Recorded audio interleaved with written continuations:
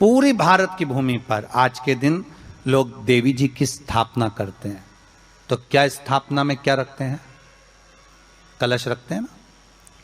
तो कलश किस लिए रखा जाता है? कलश का क्रम क्या है? अपन ने अभी तक कथाओं में बहुत सुना, शिव महापुराण में, कि दिए का महत्व क्या है। अपन ने सुना दही का महत्व क्या है, जल का महत्व क्या है। पूरी शिव महापुराण में अपने अलग अलग महत्व को जाना है। पर यह नवरात्रे में जो शिव महापुराण की कथा शुरू हो रही है, नवरात्रे में जो शिव महापुराण की कथा को हम श्रवण करने के लिए बैठे हैं, इसमें हमारा एक संशय और मिटना चाहिए कि भारत की भूमि पर जब मां आद्य शक्ति की स्थापना होती है, मां जगतजननी को जब विराजमान किया जाता है, या चैत्र नवरात्रे में, शरदीय नवरात्रे में, आषाढ़ी नवरात्रे में,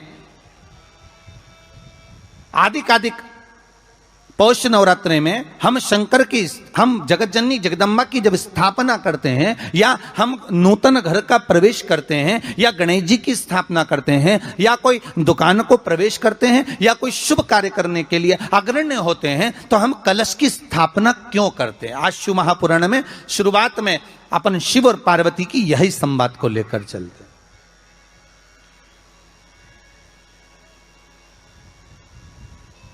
आखिर कलश में ऐसा क्या है? कलश के अंदर आखिर ऐसा क्या विराजमान है कि 33 कोटि देवता उस कलश के अंदर आकर बैठ जाते हैं? महाराज,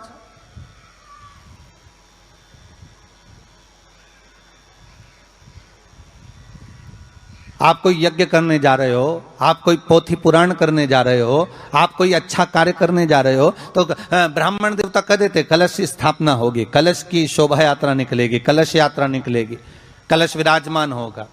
और आज हर की पौड़ी पर, प्रयागराज में, या उज्जैनी में, नासिक में जो बड़े बड़े कुंभ के मेले होते, कुंभ का मतलब भी तो कलश से होता है। उसकी महत्वता क्यों है? उस कुंभ की, उस घड़े की महत्वता कहां से प्रकट हो गई? शिव महापुराण की कथा कहती है महाराज, भगवान औघड़दानी शंकर स्वयं आद्य शक्ति जगदम्बा से कहते हैं कि जगदम्बा तू क्या चाहती है बोल। तो जगतजननी जगदम्बा कहती है कि जहां मैं हूं वहां शंकर है। ये आपने कह दिया, पर जहां शंकर है वहां पार्वती का होना जरूरी है। उसके लिए सिद्ध करने के लिए एक स्थान ऐसा बनाया जाए जहां पर शंकर विराजमान है और शंकर के साथ पार्वती विराजमान है। तो शिव जी ने कहा, पार्वती, उसके लिए मैं तुझे एक सुंदर कलश का निर्माण कर देता हूं। दुनिया का रचनाकार, दुनिया की रचना करने वाले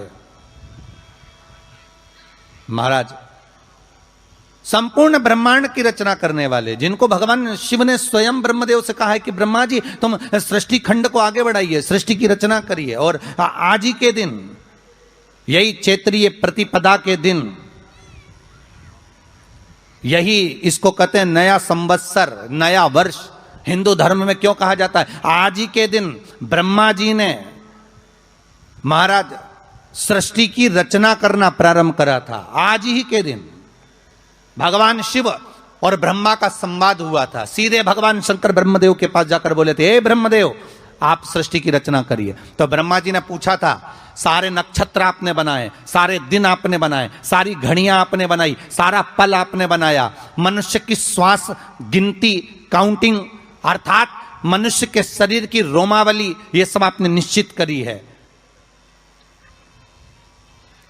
मनुष्य की कितनी धड़कन चलेगी, कितनी श्वास चलेगी, 21,600 श्वास जो मानव के शरीर से प्रतिदिन निकल रही है, 3.5 करोड़ रोम छिद्र जो मनुष्य के शरीर में बने हुए हैं, ये संपूर्ण बनाने वाले आप हो। एक एक घड़ी, एक एक पल, एक एक नक्षत्र, एक एक समय बनाने वाले आप हो।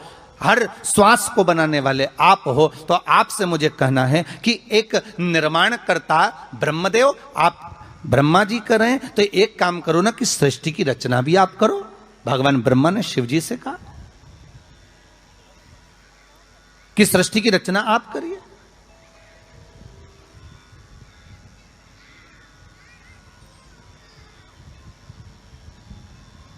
महाराज, भगवान ओघड़दानी त्रिकालदर्शी शंभु कहते हैं, मेरा कैलाशी मेरा शिव कहता है, नहीं नहीं नहीं, नहीं। ब्रह्मदेव सृष्टि की रचना करने को तो हम कर दें, मना नहीं है, पर भगवान विष्णु की नाभि से आप प्रकट हुए हो। भगवान शेषनाग की सैया पर शयन कर रहे हैं, और भगवान जब शेषनाग की सैया पर शयन कर रहे हैं, उस शेषनाग की सैया से सोते हुए भगवान ने अपने नाभि कोश से आपको प्रकट करा है कमल के पुष्प के ऊपर। और आप भगवान की अंतः नाभि में, ब्रह्मदेव ना जाने हजारों वर्ष तक आप नाभि में प्रवेश करते गए, हजारों वर्ष तक आप नाभि के अंदर जाकर साधना करते रहे, और साधना करने के बाद भी आपको यह पता ना चल पाया कि आपका प्रागट्य बिंदु क्या रहा। ब्रह्मदेव, सृष्टि की रचना आप करिए।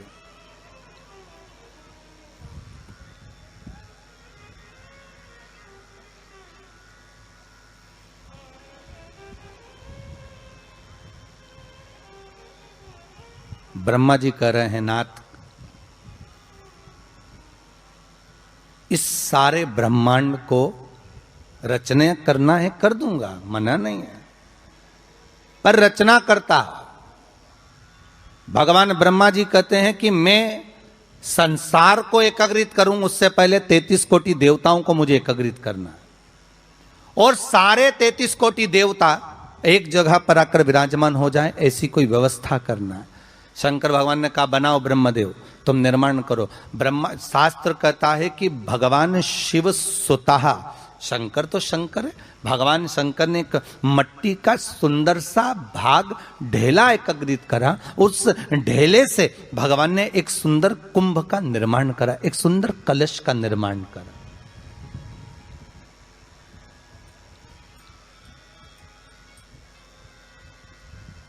देखिए कितनी सुंदर कथा है। अगर आप लिंग पुराण में इस कथा को निकालोगे तो एक आनंद की अनुभूति और होगी। अगर किसी के मन में संशय हो कि यह कथा कहां से ली गई है, तो लिंग पुराण में से आप इसको निकालिए।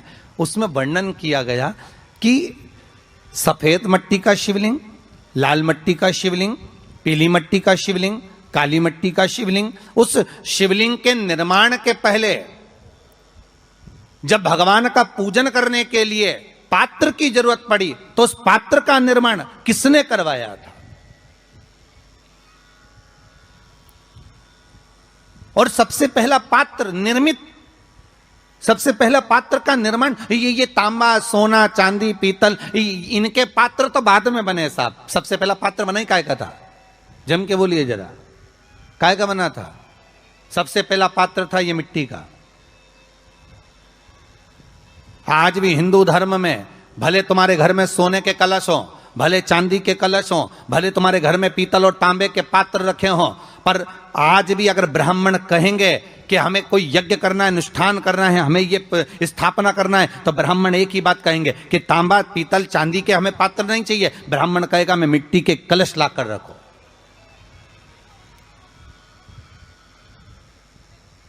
हमें मिट्टी के कलश चाहिए। और कितना बड़ा प्रमाण है जी, शास्त्र का प्रमाण देखिए कितना बड़ा है। आप किसी दूसरे घर में जा रहे हो, आप अपना घर छोड़कर और दूसरे मकान में जा रहे हो, और आपको लगा कि मैं इस घर में अब 15-20 दिन नहीं आऊंगा, 1 महीना नहीं आऊंगा, तो शिव महापुराण की कथा कितना सुंदर कहती है कि अगर आप जा रहे हो और आपको ऐसा भय लगता है कि इस मकान में कोई दूसरी प्रवेश ना करे, कोई दूसरा जीव ना आ जाए, इस मकान में कोई अंतरात्मा ना आए, इस मकान पर कोई टोना ना करे, इस मकान में कोई टोटका ना करे, इस मकान में कोई जादू ना करे, तो उसके लिए शिव महापुराण की लिंग पुराण वर्णन करती है कि मात्र एक मट्टी का कलश, उस मट्टी के कलश में एक महाराज थोड़ा सा धान भरकर, उसमें 1 सिक्का, 1 रुपया उसके अंदर डालकर और 1 बेलपत्र उसके अंदर डालकर, उसको उसके एक दिए से या प्लेट से या नरियल से उसको रखकर एक स्थान में ईशान के अंतर्गत उसको रखकर चले जाइए। उस मकान में ना तो कोई भीतर प्रवेश कर सकता है, उस मकान में ना कोई टोना कर सकता है, उस मकान में ना कोई टोटका कर सकता है, उस मकान में ना किसी की नजर लगती है। और वो पात्र कोई दूसरा नहीं होना, वो पात्र होना चाहिए मट्टी का कलश। मट्टी के कलश की बड़ी महत्वता हमारी। अब तो थोड़ा सा महाराज हो गया कि लोग हम मट्टी का कलश अगर तुम दोगे भी तो ब्राह्मण क्या काम में लेगा, तो ब्राह्मण जन कह देते हैं थोड़ा तांबे के 4 कलश लेकर आइए हो, तुम जरा स्टील के 5 कलश लेकर आइए, आप तुम तांबे के या ये बर्तन लेकर आइए। पहले इसका प्रमाण नहीं था, पहले प्रमाण था केवल मट्टी का कलश, स्थापना जो थी वो मट्टी का कलश, विराजमानता थी मट्टी का कलश, जिसका निर्माण स्वयं भगवान शिव शंकर, भगवान शंभु, भगवान त्रिकालदर्शी कैलाशी स्वयं लिंग पुराण के अंतर्गत शास्त्र वर्णन करता है कि जिसमें सुंदर शिवलिंग की स्थापना करी गई, शिवलिंग का निर्माण करने के लिए भगवान ने, और स्कंद पुराण में भी आता है, यही बात शिव महापुराण में भी आती है। और आपको पहले भी कथा में कहा कि ब्राह्मण सफेद मट्टी का शिवलिंग बना, पहले भी कथा में कहा, आज फिर कह रहा है। क्षत्रिय लाल मट्टी का शिवलिंग बना है, वैश्य पीली मट्टी का शिवलिंग बना है, शूद्र काली मिट्टी का शिवलिंग का निर्माण कर।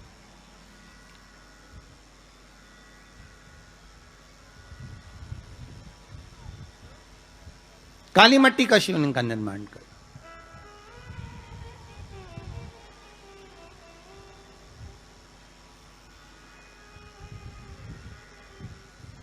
एक बहुत अच्छी बात कहें, अगर आप लोगों को अच्छा लगे तो अपनी जिंदगी में उतारना, ना अच्छा लगे तो उसको छोड़ देना, ठीक है।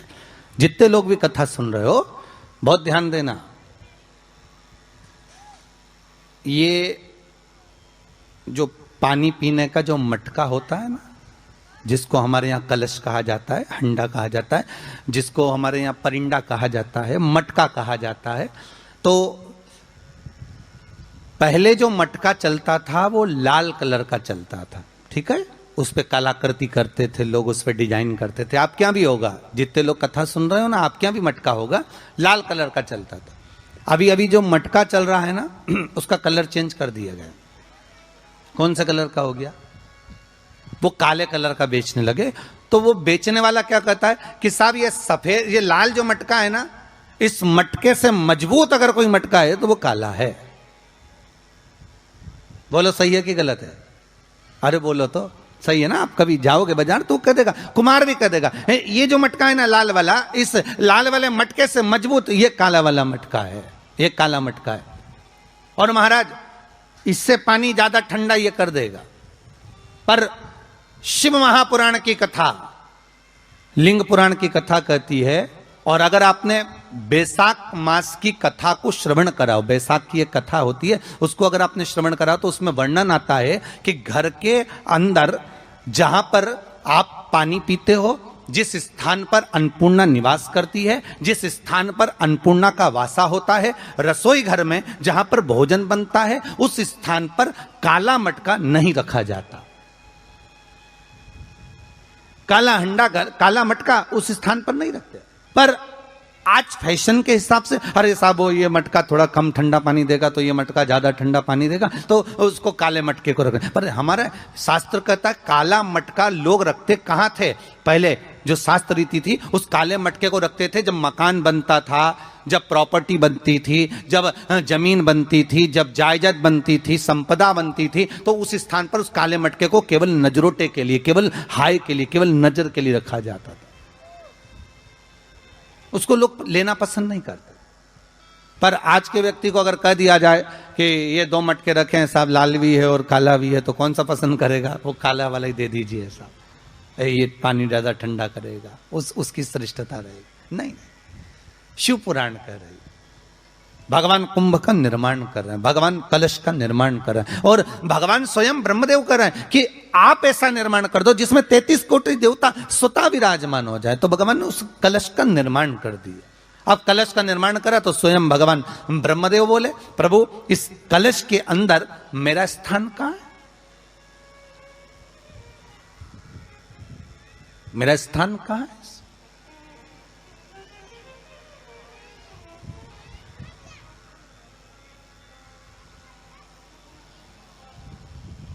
बहुत ध्यान देना महाराज, कलश का जो मुख होता है, उस मुख पर भगवान विष्णु का स्थान होता है। किसका स्थान है? भगवान विष्णु का। थोड़ा सा नीचे आओगे जहां से कलश का मुख दबा हुआ होता है, वह जगह भगवान स्वयं शिव की होती है। किसकी जगह है? भगवान शंकर की। कलश का अग्रभाग, नीचे का भाग जहां से फैला हुआ होता है, वहां ब्रह्मा का आधिपत्य स्थापित होता है। फिर कलश का जो नीचे का भाग होता है, वो भगवान शिव और शक्ति का स्थान होता है। कलश के बाहरी भाग में, जहां पर बाहर का हिस्सा होता है, उस कलश के बाहरी भाग में 33 कोटि देवताओं को भगवान शंकर ने लाकर विराजमान किया होता है। महाराज भगवान शंकर 33 कोटि देवताओं को निमंत्रण देकर उस कलश में विराजमान कर दिया।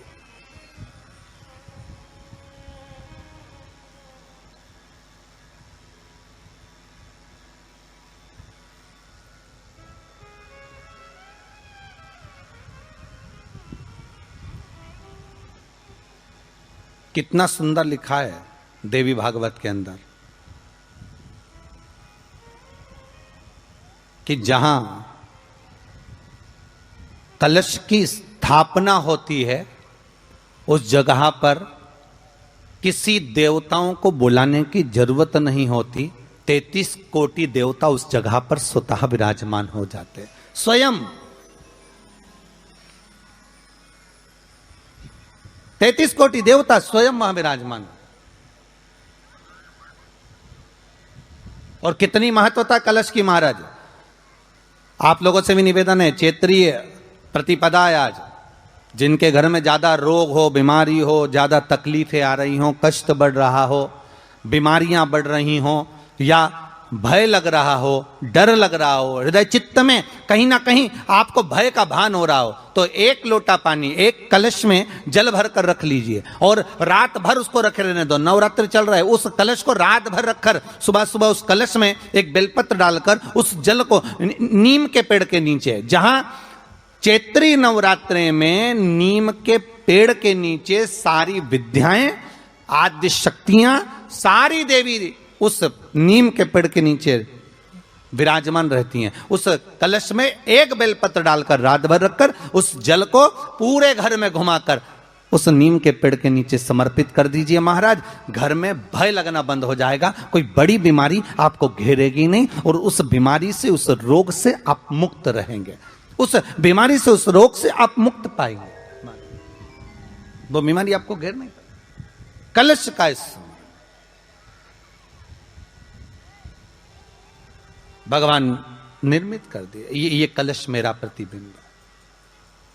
अब कलश मेरा प्रतिबिंब है ये तो कहा, पर भगवान शिव के पास में आकर स्वयं कामदेव की धर्म पत्नी रति रो पड़ी। आंखों से आंसू बह रहा है। कामदेव की धर्मपत्नी रति रो रही है। शिवजी अपनी साधना में लीन थे। भगवान शंकर नेत्र बंद करके शिव आनंद में विराजमान थे।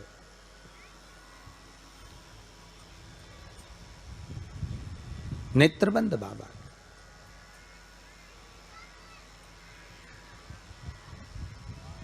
थारी धुन लागी भोला, थारी धुन लागी, हर हर भोला शंभू तमारी धुन लागी, हर हर भोला शंभू। भाव से हर हर भोला शंभू तुम्हारी धुन लागी, हर हर भोला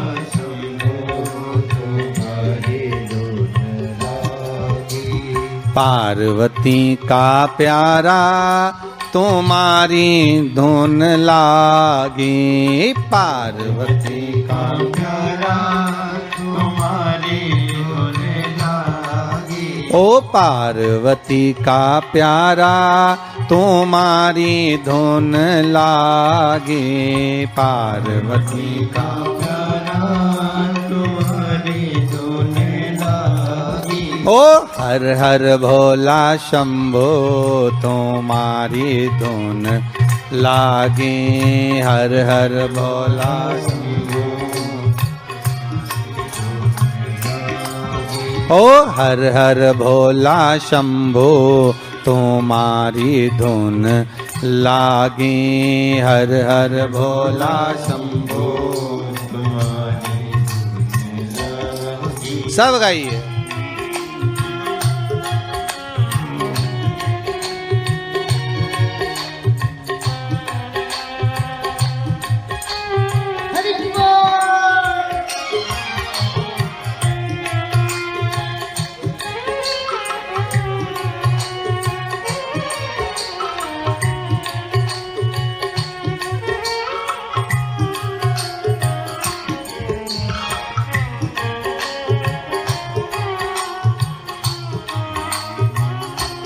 देव हो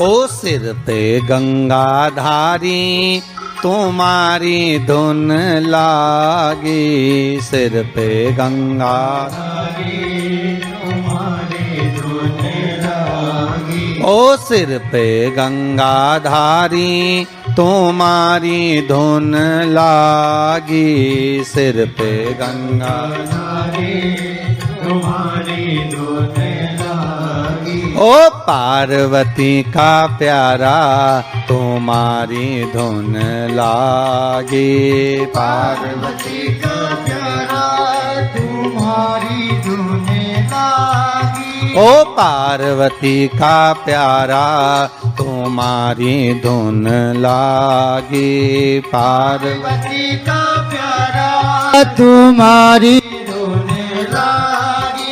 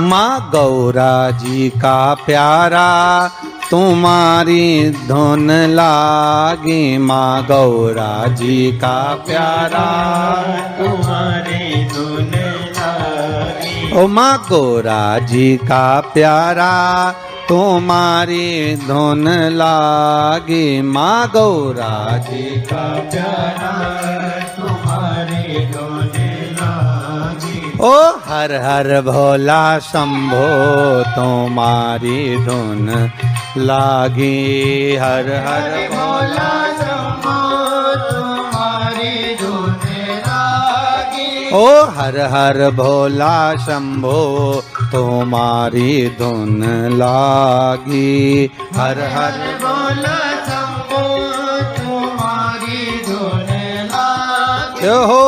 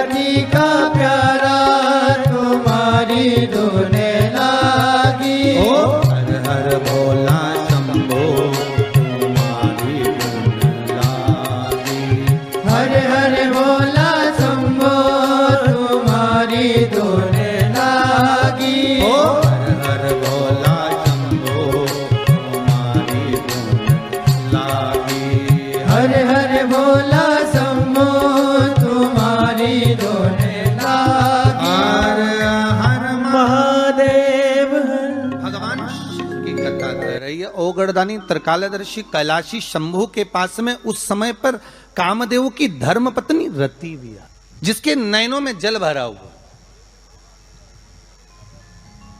शिवजी ने पूछा, बोलो रति, आप और यहां जब आपका पति जलकर भस्म हुआ तो हमने वर दिया था आपके पति को कि ये भगवान कृष्ण का पुत्र बनकर मिलेगा आपको, फिर क्यों आप यहां पर आई हो? क्या हो गया ऐसा? क्या चाहती हो आप? फिर आने का कारण क्या है आपका? किस लिए पधारी हो आप? महाराज, मेरा पति जो जलकर भस्म हुआ था, उसके भस्म होने पर मेरे ऊपर भी केस लगाया। तो भाई केस तुम्हारे ऊपर किसने लगा दिया? ऐसा क्या हो गया कि तुम यहां मेरे पास में आई? प्रभु, बात इतनी सी है कि मेरा पति जब आपके नेत्रों की ज्वाला द्वारा जलकर भस्म हो रहा था, उस समय पर वो आम के पेड़ पर बैठा हुआ था।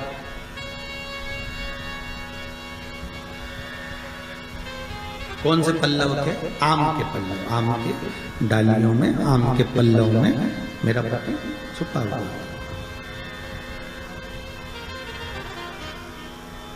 तो फिर क्या चाहती है? भगवान से मां रति कह रही हैं, दिक्कत केवल इतनी सी है कि मेरा पति जलकर भस्म हुआ, वो आपने वर दे दिया कि वो कृष्ण के पुत्र बनकर हमें मिल जाएंगे। वो हम मान रहे हैं, सब जानते हैं हम, ठीक है। पर दिक्कत इतनी सी है कि जिस आम के पेड़ पर मेरा पति बैठा हुआ था, उसके चक्कर में वो आम का पेड़ भी जला। तो वो आम का पेड़ जो जला, उसने मुझसे कहा है कि पति का तो उद्धार हो गया, पर हमारा उद्धार कैसे? अब देखिए, कई लोग कहते हैं प्रश्न करने वाले पीछे नहीं हटते महाराज, बहुत प्रश्न करते हैं और प्रश्न कर कर पूछते हैं, गुरुजी ये कलश के ऊपर आम के पत्ते क्यों लगते हैं? उसका उत्तर है, ध्यान दीजिए। प्रश्न बहुत है तो उसके उत्तर भी बहुत है, बस उसको समझने वाला चाहिए। और आप लोगों को तो आज बहुत बहुत भगवान ने कृपा करी है, जो आप पहले दिन ही कलश स्थापना होती और पहले दिन ही आपको ये ज्ञान हो जाए कि बच्चे पूछें कि कलश क्यों रखा जाता है, कलश के ऊपर आम के पत्ते क्यों लगाए जाते हैं, कलश के ऊपर नारियल क्यों रखा जाता है, कलश के ऊपर 9 बार मोली क्यों बांधी जाती है, मोली मतलब लच्छा नाड़ा 9 बार क्यों लपेटा जाता है नारियल के ऊपर, कलश के ऊपर जब रखते हैं।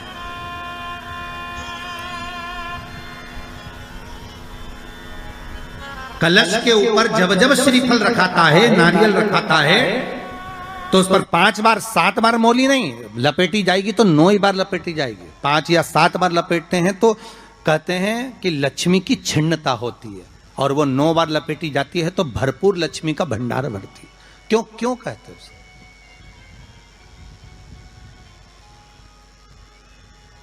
महाराज, आम के पल्लव, तो मैं केवल आपसे इतना सा निवेदन करना चाहती हूँ, आपसे केवल इतना कहना चाहती हूँ कि प्रभु मेरे मन का संशय मिटा दीजिए, और जो आम का वृक्ष मेरे पति के साथ जलकर भस्म हुआ है, उसकी विनती को आप स्वीकार कर लीजिए। आप उसके लिए भी कुछ कृपा कर दीजिए।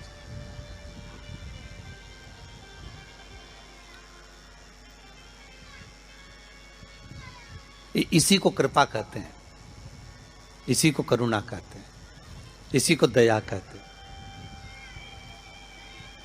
भगवान बोले, अब आप आई हो रति, ठीक है, मांगो क्या चाहिए, बस इतनी कृपा कर दीजिए कि आम के वृक्ष का भी उद्धार कर दो।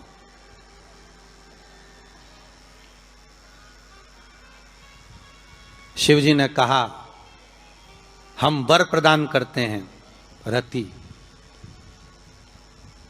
जहां शिव और शक्ति है, जहां 33 कोटि देवता इस कलश के अंदर विराजमान होंगे, उस जगह पर स्वयं कंठ पर जहां पर मेरा निवास होगा, उस जगह पर ये आम के पल्लव अमृत के तुल्य माने जाएंगे और इनका निवास हमारे ही हाथ में, हमारे ही हस्त कमल में विराजमान होगा, हमारे ही हाथ में। कितना सुंदर है महाराज जी। उस आम के पल्लव की महत्वता को जरा जानिएगा, बहुत बहुत ध्यान दीजिएगा। आम के पत्ते देखें आप लोगों ने? अरे बोलो जम के तो बोलो। देखें, उसका प्रयोग कभी आप लोगों ने करा? आम के पत्ते का कभी प्रयोग कर कर देखिएगा। अभी तो नवरात्रि चल रही है, नवरात्रे में जब 5वां दिन नवरात्रे का रहे, चैत्री नवरात्रे का 5वां दिन रहे, और मान लो कि आपके घर में किसी बच्चे की, लड़के की या लड़की का या मंगल विवाह नहीं हो रहा हो, या शादी नहीं हो रही हो, या उस लड़के लड़की के लिए बहुत प्रयास कर लिया आपने और उसकी शादी हो ही नहीं रही, अथक प्रयास आपने कर लिया और उसका मंगल विवाह नहीं हो रहा, तो ये देवी भागवत में स्पष्ट कहा गया, देवी भागवत में वर्णन किया गया है, देवी भागवत में वर्णित किया गया। और देवी भागवत में कहा गया कि आम का जो पत्ते होते हैं, आम का जो पत्ता होता है, आम का जो पल्लव होता है, उस आम के पत्ते पर हल्दी और सिंदूर, इन दोनों से स्वस्तिक का निर्माण किया जाए। देवी भागवत का संवाद है, बहुत ध्यान देना महाराज।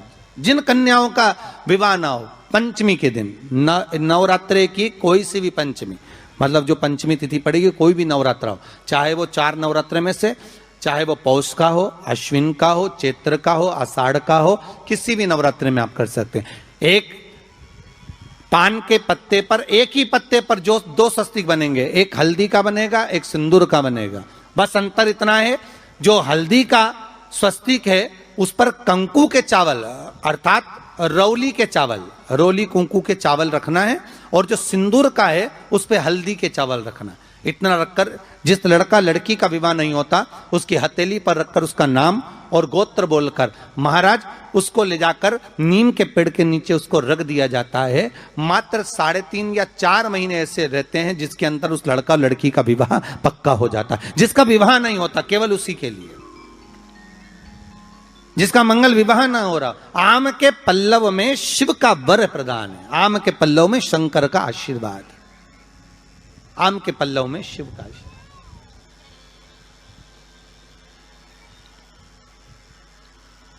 भगवान भूत भावन भूतेश्वर मेरे शिव, मेरे करुणा सागर, मेरे शंकर, मेरे त्रिकाल